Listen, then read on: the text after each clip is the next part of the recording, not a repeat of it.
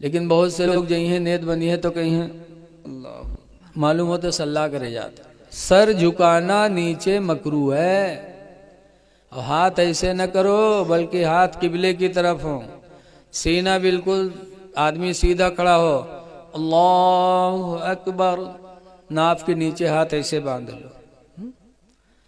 लेकिन देखा जाता है जब तक हिंदुस्तान में रही है तब तक हियाँ नियत बंदी है। जहाँ सऊदिया के चक्कर मारी दो एक दफ़ा गए हुआ से आए बस फौरन अल्लाह हियाँ बंदी है। हियाँ काहे ताकि लोग देखें तो जाने यार यार हियाँ काहे बांधे थे, तब पूछिए तो कहीं हम सऊदी में ऐसे देख रहा है।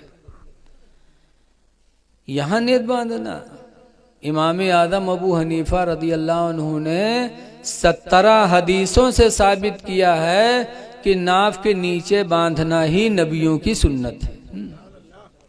लेकिन अजीब हाल है आजकल, गुमराही का दौर है।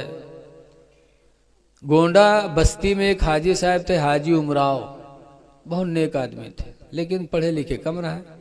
एक जगह रिश्तेदारी में गए तो वहाँ नमाज के वक्त आएगा तो सोचिन पहले नमाज पढ़ी है तब खाना पीना खाई।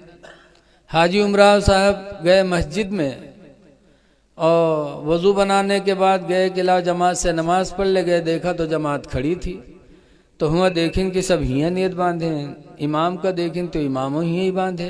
अब हाजी साहब बेचारे जाहिल आदमी सोचिन यार हम तो जिंदगी भर हियाँ बांधे हैं और ये सब हियाँ बांधे हैं, अब हम क्या करिए।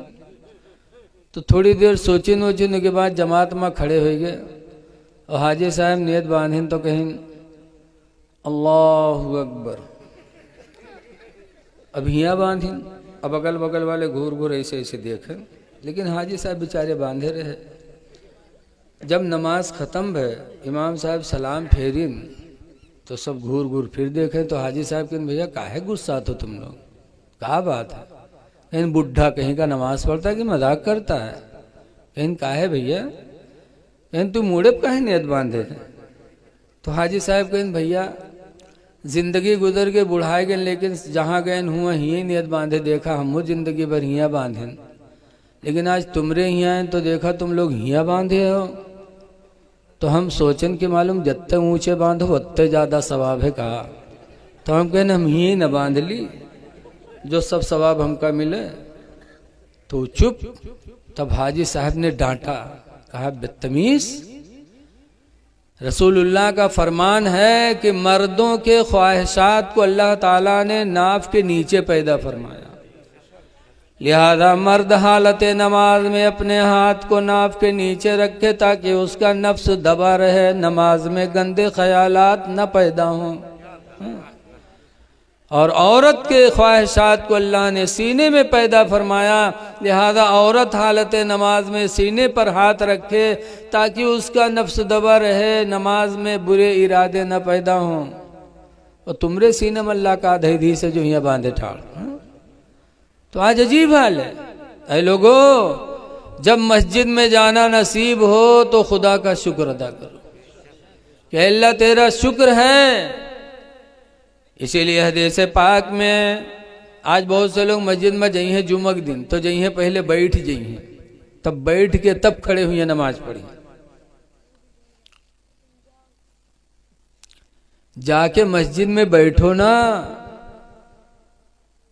सरकार फरमाते हैं इज़ा दखला अहदुकुम फिल मस्जिद, जब तुम में का कोई मस्जिद दाखिल हो, फलयुसल्ली रकातैन, तो चाहिए कि 2 रकात नमाज पढ़ ले, क़ब्ल अन यजलिसा, इससे पहले कि बैठे, यानी बैठने से पहले 2 रकात नमाज पढ़ ले। कैसी 2 रकात नमाज?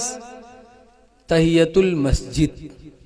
तहियतुल मस्जिद का मतलब है कि अल्लाह 2 रकात नमाज पढ़ करके दुआ मांगे कि इलाही तेरा शुक्र है कि तूने अपने घर में आने की मुझे तौफीक अता फरमा दिया। तहियतुल मस्जिद पढ़ ले। लेकिन आज हम लोग जा करके बैठते हैं पहले फिर बैठ के खड़े होते हैं। ऐसा नहीं होना चाहिए। लेकिन आज अफसोस है कि हमारे लोग 8 दिन मस्जिद को पहुँच होते। बोलो 8 दिन। अब 8 दिन भी नौजवान जो जाते हैं तो ऐसी नमाज पढ़ते हैं, पैंट और शर्ट पैंट और शर्ट पहनेंगे, जुमा में भी। अरे कम से कम नमाज जुमा पढ़ने जाओ तो कुर्ता पैजामा पहन लो, हा? पैंट और शर्ट पहन के जाएंगे, और शर्ट कितना लंबा होता है, जहाँ से तहम पैंट खत्म होते हुए तक के शर्ट जाते।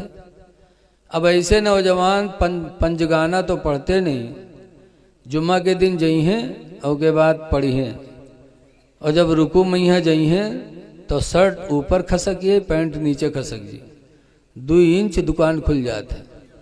और के बाद जब सजदम गए तो आधी दुकान खुल जाता। अब बताओ तुम्हारी सतरे औरत खुल गई तो तुम्हारी नमाज टूटी कि नहीं टूटी? बोलो। 1 इंच अगर सतरे औरत खुल गई तो नमाज आपकी गई, तो आपकी तो नमाज गई ही, और पीछे जो तुम्हारी दुकान देखा तो उके का हाल हुई बताओ, उके दिल की दुनिया कहाँ चली जी? तो तुमने अपनी भी नमाज बातिल किया और अपने पीछे वाले की भी नमाज को बातिल किया।